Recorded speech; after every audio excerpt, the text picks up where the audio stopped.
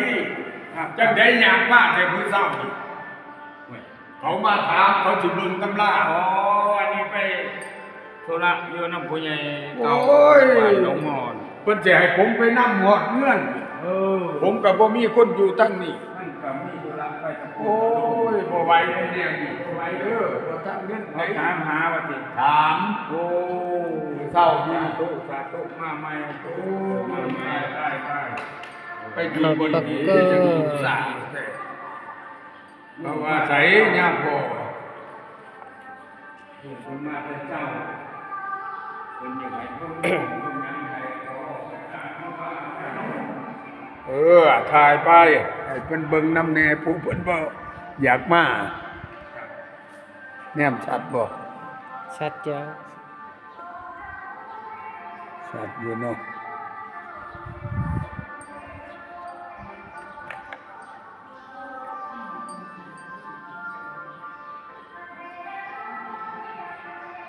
จังซี่เพิ่นก็นี่เซาสุดเท่าใดนี่พ่อ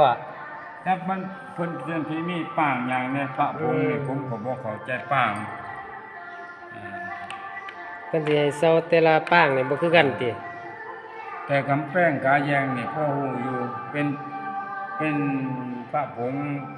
พระธาตุ เพิ่นปลุกเสกอยู่นี่เลยบ่ครับนี่ แต่ว่าเป็นป่างทุ่งเศรษฐีผมฮู้ เจริญพร แต่อันนี้คือญาติธรรมเพิ่นมาอธิบายให้ฟังเพิ่นบ่หมดแล้วแต่ว่า อืม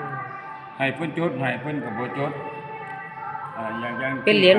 ญหลวงพ่อ อันนี้ล่ะหลวงพ่ออันนั้นน่ะทั้งนั้นก็แม่น เออ ด้วยบารมีของเจ้าคุณนี่ล่ะอันนี้ก็ไว้ลงน้ำในสมุทรก็เพิ่นไว้ถวายเพิ่น เนาะ อุ้มเพิ่นนี่สินั่งให้หมู่เฮาเห็นมันก็โอ้ยหมู่ผมอยู่นี่ก็ไหวบ่ทันดอกเวลามาครับ อืม เพิ่นมี ครับ กิจนิมนต์หลายเพิ่น อ๋อครับ เพิ่น เพิ่น เจ้าคณะภาคนำ ครับครับ มาแป๊บเดียวก็มีกิจนิมนต์ แป๊บเดียวเพิ่นก็ไปต่อ มือหลังเนี่ยก็ออกมาไว้ในรูปเนี่ยมือหลังออกมาไว้เนี่ยเขาถามให้เพิ่นมาทั่วอยู่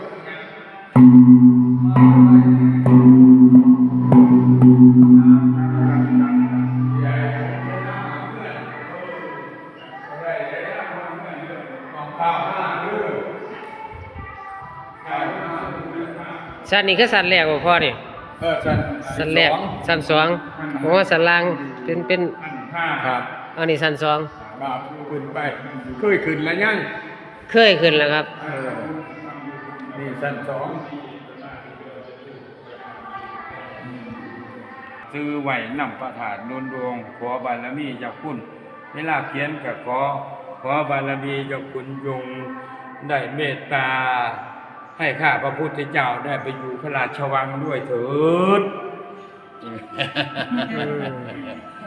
ได้ย่างน้ำผุนพระเจ้าเป็นดินเราจันหน้าภาษาบ้านเฮาว่าแล้วนึกเอา หลวงปู่มันลงไป ซอยนั้นเด้อครับให้ผม เอาครับ เอาได้ เขียนชื่อไว้เป็นครอบครัวบ่ครับ เขียนรวมเป็นครอบครัว รถน้ำที่มันลงไปสันเขา ชื่อแม่จะนำชื่อพ่อจะนำแม่ใหญ่ เออเขียน ไว้เลยเนี่ยถึง นี่ สี น้องเขียนน้องจะนำคือหมู่เขา สีนี่ มือนี่เฮ็ดสีครึ่งออก เขียน มันสีได้งาม เด็กชายเด็กหยังเพิ่นก็เขียนไปนี่ของเพิ่น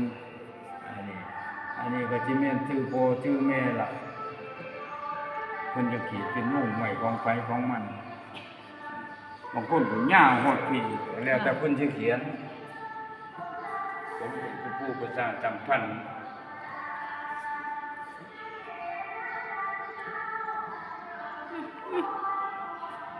แม่สำลียังไงสำลีสิโท ดึงแน่ จ้ะ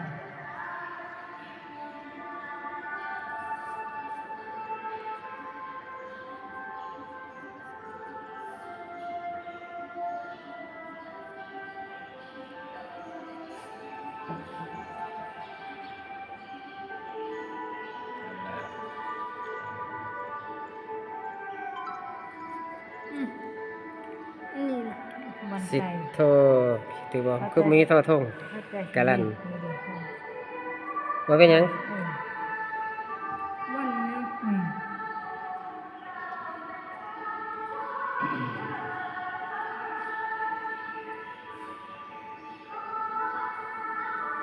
เขียนแล้วเห็นเขียนเป็นขอบกล้องไว้ขึ้นเขียน สิไปสันเขาแล้ว มันเป็นสันเขา มันถึงเห็นพอดี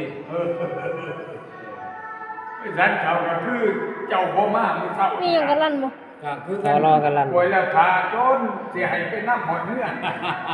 โอ้ย คิดแล้ว คือจะเป็นพวกสีกีดคือจังได๋พวกเคยเบิ่งมันมามันเบิ่งคิ้วก็ยังมา เจอแห้งบ่เห็นเลยเดี๋ยวนี้คันพวกบอกกันแม่บอกนี่ไผนี่ไว้คันพ่อบอกได้อื้อๆด่าๆมันเป็นน้ำตัวหนังสือ จ้าจ้า แต่พ่อเพิ่นบ่ลำไรดอกพ่อนี่บ่ค่อยได้อยู่เฮือน จ้า เบิ่งแต่ต้นนี้ ค่ะ เพิ่นไปหาเงินหาทองนอนลูกขึ้นนี่แต่ตี3ตี4น่ะเอาแล้ว จ้า เพิ่นก็ยันหายทองตัวนี้ช่อจ้างเนาะ ค่ะก็สามคน ผู้นี้สิได้ซอยครอบครัวเนี่ยมันเป็นผู้ใหญ่เป็นหยังสิได้เป็นผู้ซอยเป็นหยังไปจังซี่ ค่ะ เป็นการราชการที่จะเป็นรองเขา ค่ะ คนนี้สอบจอยงานอยู่ แต่บ่ค่อยมีระเบียบรอเรื่องนี่ว่างไว้ชั่วที จ้าไม่ได้ให้ดีค่ะบ่มีระเบียบ ทั้งที่ ค่ะ คนนี้มีเงินอยู่ดอก ค่ะ มีเงินมีรอเรือ แต่สอบจอยหมู่บ่ยังดอกเงินไปโรงเรียนน่ะซื้อให้หมู่กินเบิดนี่แล้วรอเรือนี่ แม่นบ่ มันหมู่ซื้อบ่ให้เพิ่นกินได้นี่ ค่ะ ในรอเรือ ค่ะ นี่ เฟซเป็นกินสาธุค่ะ แต่ตู้น่ะจิกแล้วแบ่งหมู่เลยก็ กัน สิ จะ ขนม กระทักเขียนใส่ซื้อใส่กระดาษเด้อ ค่ะ แล้วก็มีค่ายมีหยังใส่ วันนี้เดี๋ยว คือนี่ยังมาแต่เช้าก็มา วันนี้ชอบสร้างศาลา คน ค่ะข้าวสารกัน มันมีสาระปุ๊บนี่คันหมอนี่ยกเงินปุ๊บเลยให้กู้แน่เอาไปเลยนี่แต่หมอนี่บ่เอา